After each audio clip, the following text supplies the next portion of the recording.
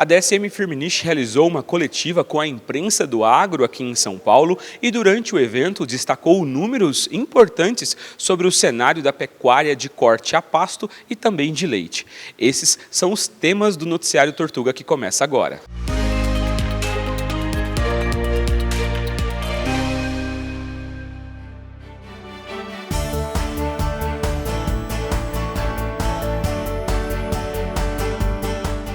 A DSM Firmenich realizou aqui em São Paulo mais uma edição da coletiva de imprensa, que já é tradição no final de todos os anos, mostrando aí números, algumas perspectivas para o futuro da pecuária, do nosso agronegócio, para a pecuária de corte, para a pecuária de leite, pecuária a pasto, confinamento.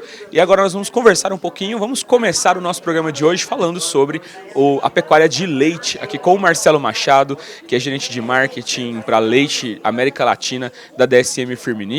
Obrigado por dividir um pouco aqui dentro da sua apresentação com a gente aqui também no Noticiário Tortuga. Obrigado vocês, Caio. É sempre bom ter vocês aqui. Prazer estar falando com vocês. Prazer é nosso. Marcelo, eu queria começar falando contigo o seguinte. Você mostrou ali que a demanda de leite para até 2050 ela vai crescer 47%. A gente hoje ouve falando que o Brasil é o celeiro do mundo, que ele precisa aumentar a produção, que ele vai alimentar aí muita gente, né, muitos países no mundo todo até 2050. Como que a pecuária de leite ela precisa caminhar com essa demanda também?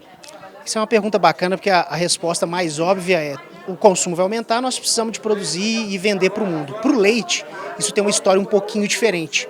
O leite, por definição, ele é muito produzido dentro de cada país. O mercado interior desses países acabam precisando e consumindo quase 100%, ou acima de 80% da produção, com raras exceções, como alguns países europeus, a Nova Zelândia, de maior destaque, né, que produz muito, tem uma população pequena, enfim.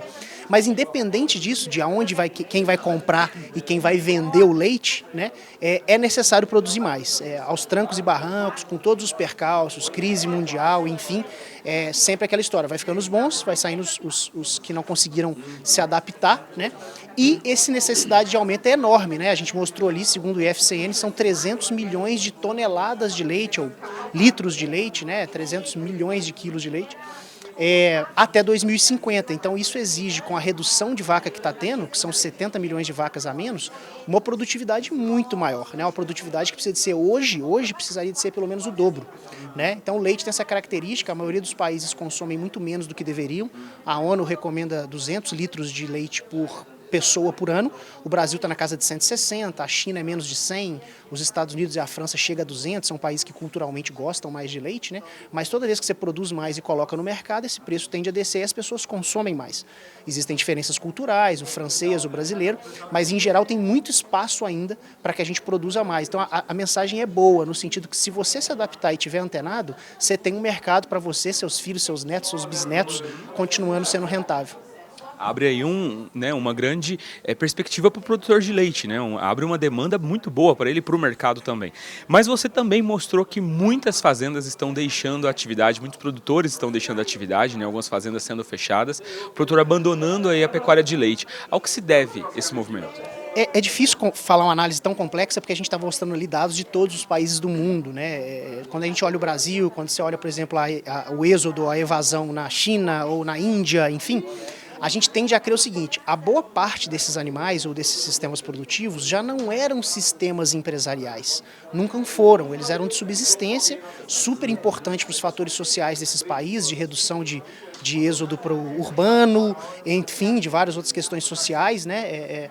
Porém, esse sistema está em desuso porque os custos vão aumentando, existem custos que são fixos ou semi-variáveis, né? E eles vão ficando mais caros, fica mais difícil para esse produtor produzir, ele tende a buscar atividades que deixam uma margem percentual maior. Agora, se você pegar o lado de produtores que realmente são profissionais e deixam a atividade, muito provavelmente são ajustes técnicos do dia a dia. É difícil apontar, né? É muito complexo, pode ser genética, manejo, nutrição, mas existem maneiras. O importante que a gente sempre fala é equilibrar essa tríade. Você pode ter elas boas, você pode ter elas média, você só não pode ter elas descompassadas, que aí seu tripé vai cair. Então esse que é o importante para o produtor se situar. E o que as fazendas que têm dado certo, que têm maior rentabilidade, elas têm feito de diferente aí para ter esse resultado mais positivo? De novo, é difícil generalizar, mas a gente vai falar baseado nos dados que a gente coleta do nosso benchmark, que é o maior painel da indústria de dados financeiros e zootécnicos. Hoje a gente coleta dados diariamente de 6 mil fazendas e divulgou esse ano de boa parte delas. E essas fazendas que a gente pegou a parte financeira, são 78 fazendas, a gente percebeu o seguinte: quando você correlaciona indicadores zootécnicos com o financeiro, no intuito de tentar achar causa e consequência, nem sempre é um raciocínio certo, mas muitas vezes a gente percebe que tem dois indicadores que fazem muita diferença, que é o ganho de peso da recria, fazer essa recria acelerar e parir rápido, porque o importante é ter vaca dando leite, né?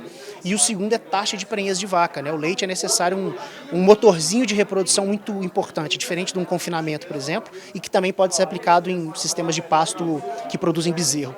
Se você não tiver reprodução boa, você vai ter muita vaca sem produzir, né? E outro efeito da reprodução, além de mais vacas parirem, é que você vai ter mais vacas perto ao pico de produção. E a vaca é muito mais eficiente no pico de produção, ela come menos e produz mais.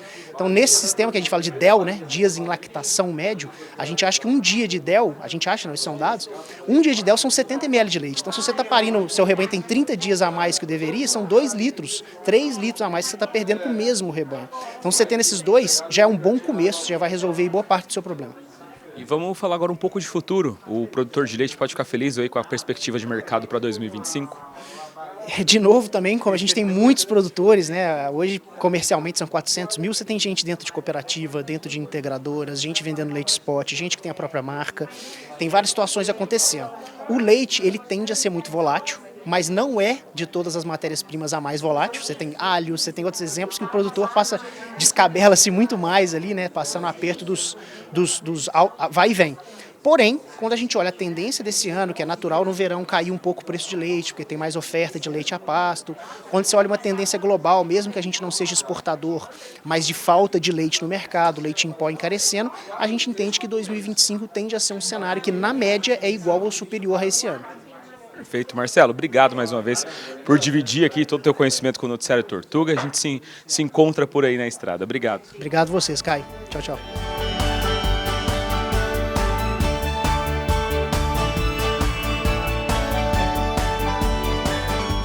Quem participa conosco agora aqui no Noticiário Tortuga é o João Yamaguchi, que é gerente de marketing, corte e pasto da América Latina da DSM Firmenich.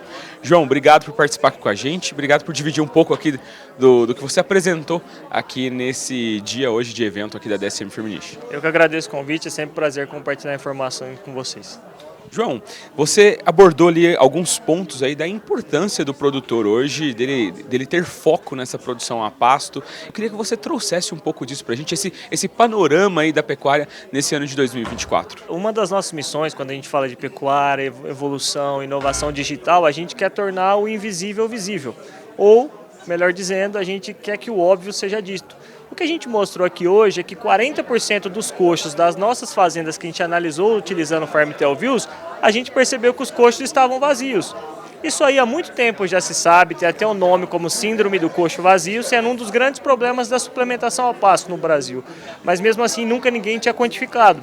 Então o que a gente trouxe para esse encontro foi quantificar. Então a gente mostrou que 40% dos coxos estavam vazios das fazendas. Isso mostra o quê? Que o animal ficou em determinado tempo sem suplemento. Então isso vai sim afetar de maneira significativa a produção, afetar de maneira negativa, que é o que a gente não quer para uma pecuária rentável, uma pecuária sustentável. O que a DSM Firmenich e toda a equipe aí da marca Tortuga tem feito para reverter esse cenário, esse número, e também o que o produtor precisa fazer para não deixar aí o seu coxo vazio?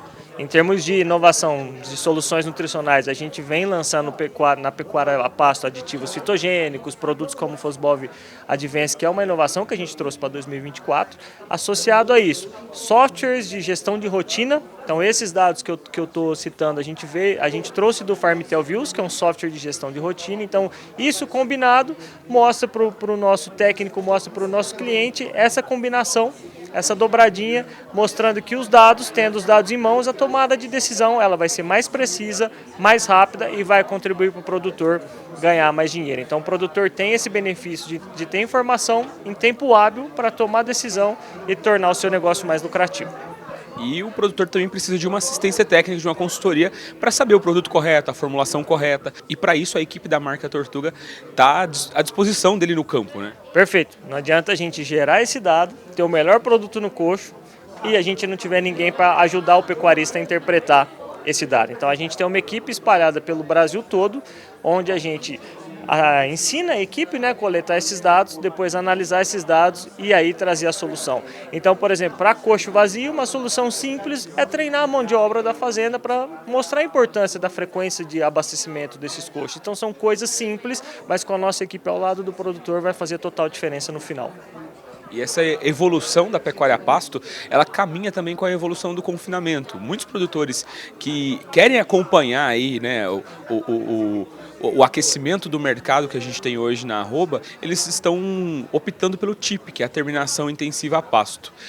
Esse olhar para o coxo é um dos fatores mais importantes para que o TIP dê certo, né? Sim, quando eu falo tanto TIP quanto recria intensiva a pasto, que o termo RIP também está crescendo muito, a gente sempre tem que olhar para duas coisas importantes, como o nome diz. Tem que olhar para o pasto, porque o pasto ainda continua, principalmente na RIP, ainda continua sendo um fator determinante para o sucesso, mas a gente também tem que sempre olhar para o coxo. Então, quando eu aumento a intensidade, aumento a quantidade de ração que eu vou fornecer para o animal, eu aumento a operação, a logística tem que estar mais bem estruturada, eu aumento o custo também. Então tudo isso tem que estar muito redondo para que o sucesso seja atingido. Então a gente aumentando, intensificando a pecuária, utilizando mais ração, a gente tem que tomar todo esse cuidado. Mas que é uma crescente, que é rentável, isso aí está mais que evidente. Tanto trabalhar com TIP, com RIP, com semi-confinamento a pasto também. Então são ferramentas muito interessantes para elevar a produção, aumentar a lotação da fazenda e assim a gente aumentar a nossa produtividade. Perfeito. João, mais uma vez, muito obrigado pelas dicas aqui no Noticiário Tortuga. Bom trabalho aí para vocês. Eu que agradeço, para você também.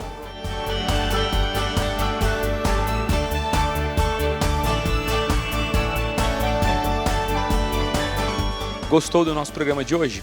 Então deixe o seu like aqui nesse vídeo, aproveite e inscreva-se aqui no nosso canal e ative o sininho para você não perder nenhum dos nossos novos episódios. Acompanhe a gente também nas nossas redes sociais, é @tortuga.dsmfirminish e fique ligado lá no nosso site www.noticiariotortuga.com.br. Tudo como está aparecendo aqui na sua tela e também está na descrição e na legenda aqui desse vídeo que você acessa muito mais rápido. Muito obrigado pela sua audiência e eu te encontro aqui no nosso próximo programa.